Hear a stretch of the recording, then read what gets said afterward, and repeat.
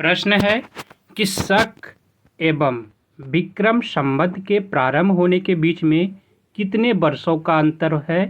तो 135 वर्षों का अंतर है।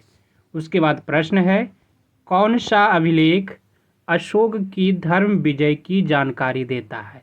तो 13वां शिलालेख अभिलेख ये अशोक के धर्म विजय की जानकारी देता है। उसके बाद प्रश्न है कि गुप्त वंश का वह पहला शासक कौन था जिसने खुद को महाराजाधिराज कहा था?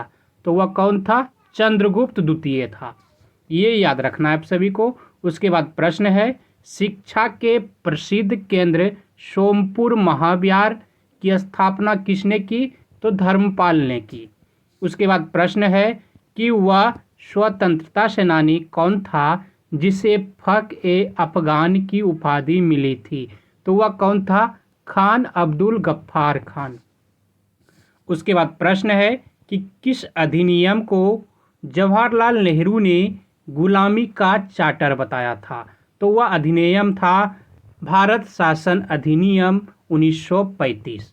उसके बाद प्रश्न है कि कांग्रेस के किस अधिवेशन में देशी रियासतों के बारे में पहली बार किसी नीति का प्रतिपादन किया गया? नागपुर 1920 में। ये याद रखना है। उसके बाद प्रश्न है कांग्रेस के किस अधिवेशन में पूर्ण स्वराज का प्रस्ताव पारित किया गया? तो लाहौर अधिवेशन में।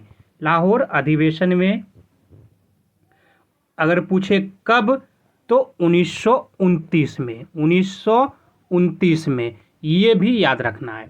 उसके बाद प्रश्न है जापानी वस्तुओं का इस्तेमाल छोड़ने का प्रस्ताव कांग्रेस के किस अधिवेशन में पारित किया गया?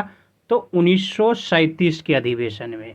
उसके बाद प्रश्न है भारतीय संविधान का कौन सा अनुच्छेद समाचार पत्रों की स्वतंत्रता का प्रावधान करता है? तो अनुच्छेद 19 का 1 का ए। ये याद रखना है आप सभी को।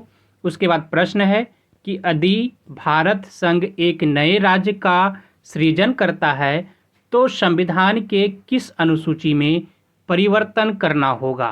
तो पहली अनुसूची में उसे परिवर्तन करना होगा। उसके बाद प्रश्न है कि संविधान की प्रस्तावना में केवल एक बार संशोधन हुआ, यह संविधान के किस संशोधन अधिनियम के द्वारा किया गया? तो 42वें संविधान संशोधन अधिनियम 1976 के द्वारा। उसके बाद प्रश्न है कि राष्ट्रपति संविधान के किस अनुच्छेद के अंतर्गत लोकसभा को भंग कर सकता है? तो अनुच्छेद 85 के अंतर्गत लोकसभा को राष्ट्रपति भंग कर सकता है। उसके बाद प्रश्न है संविधान के किस संशोधन द्वारा गोवा, दमन तथा द्वीप को भारत का अंग बना लिया गया था? तो 12वां संशोधन 1962 द्वारा। उसके बाद प्रश्न है कि संविधान में मंत्रिमंडल शब्द एक ही बार प्रयोग हुआ है और वह अनुच्छेद कौन सा है? तो अनुच्छेद 352 का 3। उसके बाद प्रश्न है कि सूर्य तथा पृथ्वी के मध्य कौन सा ग्रह है? तो बुध और शुक्र। ये याद रखना है। उसके बाद प्रश्न है कि कौन सा महत्वपूर्ण अक्षांश भारत को दो लगभग बराबर भागों में विभाजित करता है? कौन सा महत्वपूर्ण अक्षांश भारत को दो लगभग बराबर भागों में विभाजित करता है? तो 23.5 डिग्री उत्तर अक्षांश। ये याद रखना है आप सभी को। उसके बाद प्रश्न है वेटलैंड दिवस कब मनाया जाता है? तो 2 फरवरी को। एजेंडा क्या है? एक धारणीय विकास के लिए वैश्विक कार्य योजना है।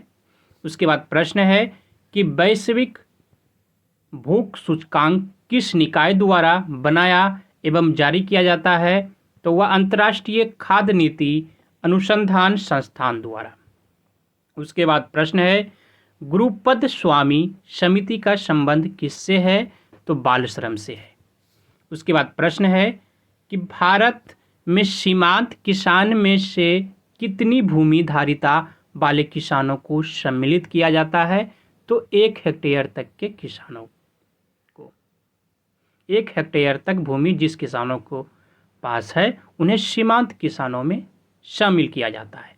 उसके बाद प्रश्न है कि भारत में कर्मचारियों के महंगाई भत्ते के निर्धारण का आधार क्या है?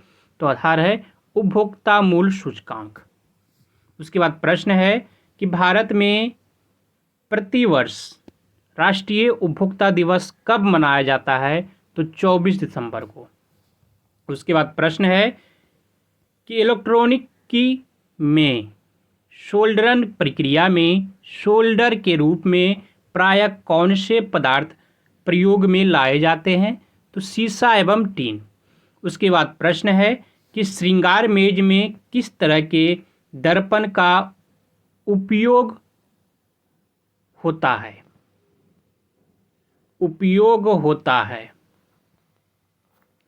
तो वह समतल दर्पण का उपयोग होता है। उसके बाद प्रश्न है कौन सा विटामिन किसी स्वप्न को पर्याप्त अवधि तक याद रखने में सहायक होता है? तो विटामिन B6। विटामिन B6 किसी भी स्वप्न को पर्याप्त अवधि तक याद रखने में सहायक होता है। उसके बाद प्रश्न है कि हॉकी के खेल की अवधि कितनी होती है? तो 70 मिनट। उसके बाद प्रश्न है प्लेइंग इट माई वे किसकी आत्मकथा है? तो सचिन तेंदुलकर की।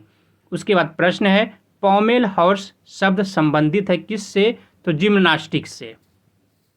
उसके बाद प्रश्न है कि रग्बी यूनियन खेल की एक टीम में खिलाड़ियों की संख्या कितनी होती है? तो 15। उसके बाद प्रश्न है कि अंतर्राष्ट्रीय मोबाइल उपग्रह संगठन की स्थापना कब हुई? 1979 में। उसके बाद प्रश्न है जैन मतावलंबियों ने बोलचाल की किस भाषा को अपनाया था? तो प्राकृत भाषा को। उसके बाद प्रश्न है कि लिफाफे में जो गोंद लगा टिकट किस बल के कारण चिपकता है? लिफाफे पर गोंद लगा डाक टिकट किस बल के कारण चिपकता है? तो आसंजक बल के कारण चिपकता है। ये याद रखना है। सूचना का अधिकार कानून कब लागू हुआ था? 2005 में। चावल की खेत में कौन से शैवाल का जैव उर्वरक के रूप में प्रयोग लाभकारी होता है? तो नीलहरित शैवाल का। उसके बाद प्रश्न है कि यूटोपिया नामक कृति के लेखक कौन है? Thomas More. यूटोपिया नामक कृति के लेखक कौन है? Thomas More. उसके बाद प्रश्न है किस फिल्म निर्माता ने 1917 में हिंदुस्तान फिल्म कंपनी की स्थापना की थी? तो दादा साहेब फाल्के ने। उसके बाद प्रश्न है कि अकबर ने नवरत्नों में से एक अबुल फजल का जन्म कहाँ हुआ था? तो नागौर राजस्थान में। आप सभी को धन्यवाद। जय हिंद। अगर वीडियो अच्छा लगा हो तो लाइक कर दीजिएगा।